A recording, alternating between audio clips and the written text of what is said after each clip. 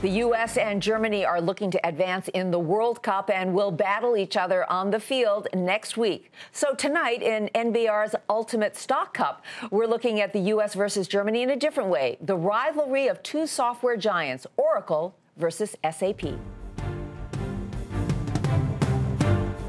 The flamboyant Larry Ellison, one of the world's wealthiest people, twice a college dropout and twice a winner of the America's Cup, co-founded a software company in 1977. It later became Oracle.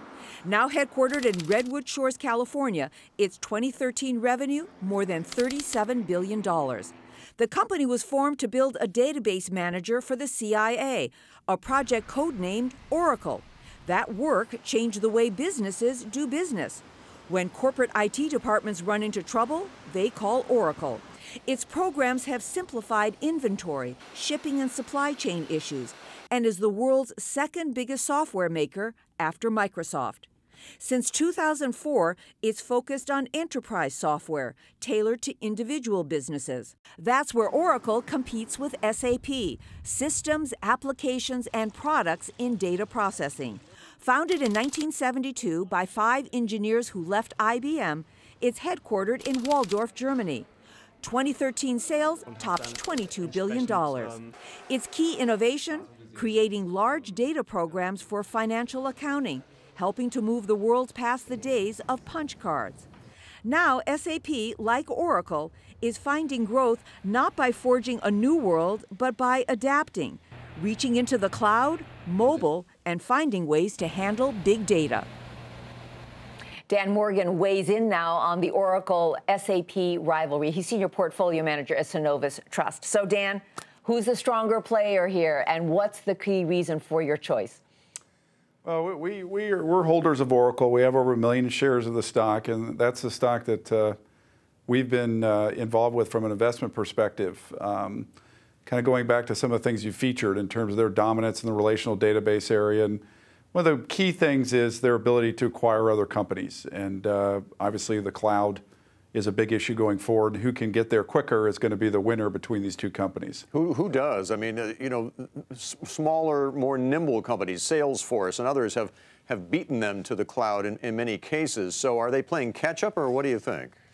Well, they're being forced to go to a subscription model opposed to a licensing model, and both of these companies are trying to get there. And you know, the key is, you know, who can get there the quickest in terms of either acquiring it or building it internally. And you're right, Bill, both of these companies are being forced to go into areas that they would not normally want to go into.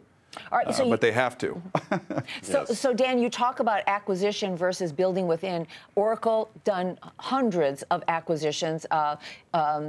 SAP, just the opposite, build within. Which is the smarter strategy? Well, that's why we like Oracle. They have such a great history of acquiring companies.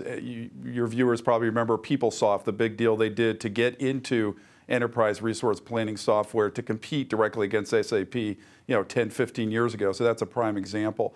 It's two different strategies. We just favor the strategy of acquisition. They have done a great job in terms of when they're done with the acquisition, integrating the new company. And that's a big part of why we're more bullish towards Oracle. How much of this is all about Larry Ellison as well? Well, the Larry Ellison, you know, I don't want to go there in terms of his ego, but yeah, it's a lot about Larry Ellison, and he's been there forever, and he's a good CEO. But he won't be there forever. That's the question. Well, yeah, that's true. He may tell you differently, but. Yeah, you know, he's going to live forever, right? Right, Bill? Right. Yeah, yes. But you're right. But he should be able to help them through this transition into the cloud. And you know, you probably have read some of the highlights out of SAP. They lost some key people over the last couple of months in their initiative in the cloud, and that's something that their CEO has had to really answer for. You know, both Oracle and SAP were the big innovators way back in the 70s, 80s, and 90s. But looking ahead in the next 10 years, are they going to be the innovators, or is it going to are they going to have a place on the global stage, or are they going to be overtaken by the upstarts that Bill was alluding to, Salesforce, Workday, companies like that? Well, they are the all mature cash cow companies. And you're right, it does appear that some of these other companies are beating them to the punch, but we have to remember that they have these huge installation bases. Oracle has 400,000 customers.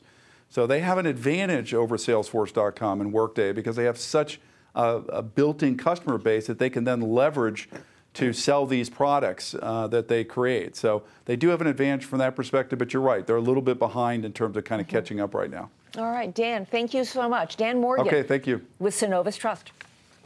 All right, there. So you just heard which stock our guest prefers. Now we want to hear from you. Is it Oracle or SAP? You can vote on our website at nbr.com.